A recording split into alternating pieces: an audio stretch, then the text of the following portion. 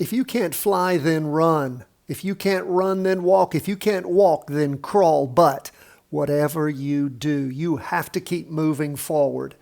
Dr. Martin Luther King Jr. Guys, it's a long march. Just stick with this. You can do it.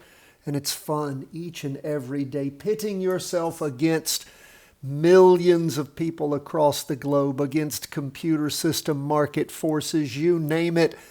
I love it. I come to you every day for free, telling you what I am learning, what I am doing. And again, I love it. Every single day, I do not dread this at all. It is some of the most fun I have. Now, maybe you think I live a sheltered life. I don't. I do a great deal. I'm not sitting at home in my pajamas all day long watching these markets. No. I pay attention to them throughout the day, not very often, but I do see what's going on, particularly when I'm in a particular trade. But again, it's fascinating to do. You just need to stick with it 10 to 15 minutes each and every day. That is all we ask. Let's jump into these charts. Stocks and bonds down, gold and Bitcoin up. Now remember, we are analyzing these charts based on potential movement over the next 20 days. We have had a down week last week, a down week this week so far. The S&P 500 down 1.18%. The NASDAQ down just 0.30%.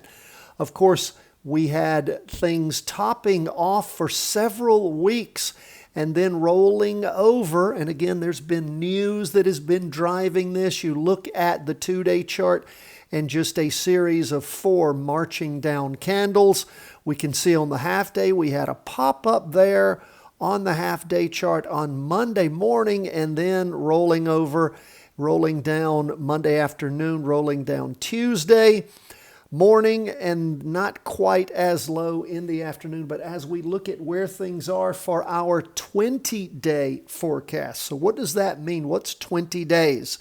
That's 4 weeks. What is the market looking at doing? Now, the reason I'm using that is because, of course, we trade off what? We prefer to trade off the weekly chart. And we have seen this push over the last 2 weeks, but we have critical levels where support exists or is waiting to exist. Several of them have been blown through, but we do have a support level on SPY at 572.25. Now, none of our down entries have been triggered because we haven't had the green up candle with the volume to help us do that at the proper and appropriate levels. That's why I'm publishing, making sure I'm sharing with you where the support, the resistance is, where the aggressive and the strict entries are, the expected moves.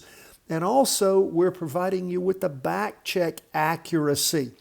I want the accuracy to be up around 80% or so with the back check. And again, that's so important to back test the accuracy of the kind of moves you are trying to make, and then making sure that that probability of move is up around the 80% mark, and also making sure that the point of entry that you are using is supported by volume and by the kind of candle that we need to see, at least on your short-term chart. That means we're going down and touching certain levels and then bouncing. Well, we haven't seen that sustain. The only bounce we saw was that move up Monday morning just before the markets trashed down, not hitting any of our levels. Now, let's look at where we are on the S&P as far as the probability going long. We're still at 70-75%. Support is at 572.25. We closed today at 576.86. And again, as we look at where things are after hours, we're up to 580 right now. But again, closing 576.86. We have resistance at the 600 mark. The aggressive entry point is the 579.95. The strict entry point, which is where I am, is at the 572.25 and maybe ranging up to about 579 if we do see a bounce off support. We haven't seen that yet this week, have we? And again, the back test accuracy is 65 to 75%. Again, using this strategy. So again, not finding anything yet, but I am looking, I'm watching, I'm waiting, hoping to see things bounce down to a support level and hold there. Where are we on the NASDAQ? Well, it was down today. The S&P was down 1.18, as I said earlier. The NASDAQ down just a little bit, 0.30. So what do we see there as far as long positions? About 65 to 70% probability that it'll go long. We're looking at support around the 487.24 mark. And again, like I said, we're at 495 right now. We have, again, these unremitting 4 candles of down movement. That latest candle will close on Wednesday on the 2-day chart. Again, like the S&P, the little bump up on Monday morning, then the roll over. You can see where things were down strong in the morning on Tuesday and then popped up in the afternoon. So we're keeping an eye on that, seeing if we hit that support level around the 47.24 mark. It's a ways to go on that.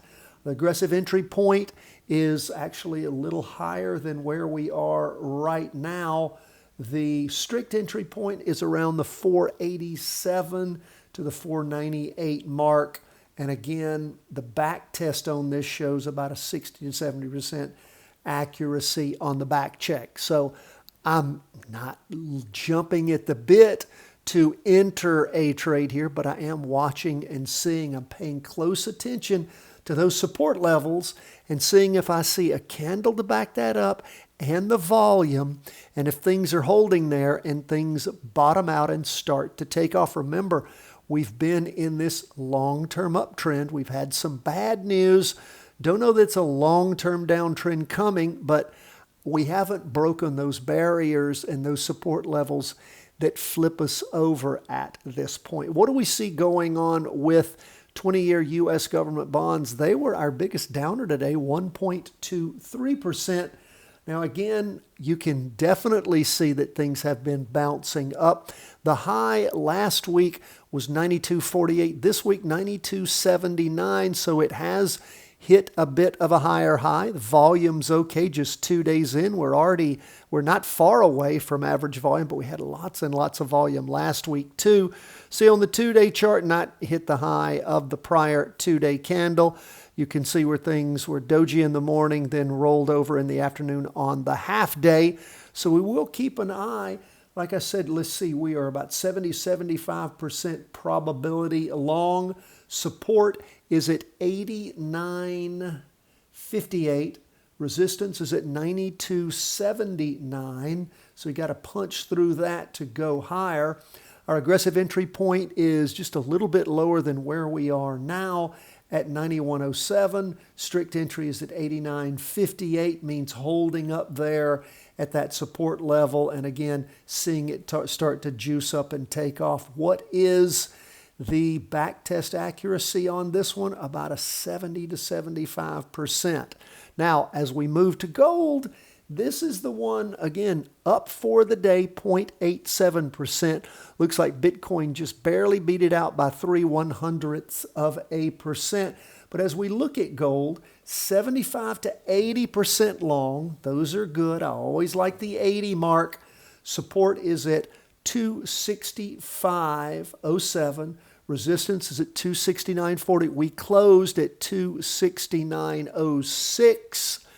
And as we look at the aggressive entry point, that is 269. The strict entry point is, again, pulling back some down to that support level and finding it at 264 up to about 266.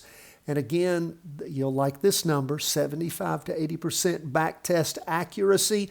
Those are the kind of numbers that I like. So keep your eye on gold. We saw those 4 days of down movement starting on Wednesday the 26th, Thursday the 27th, Friday the 28th, Monday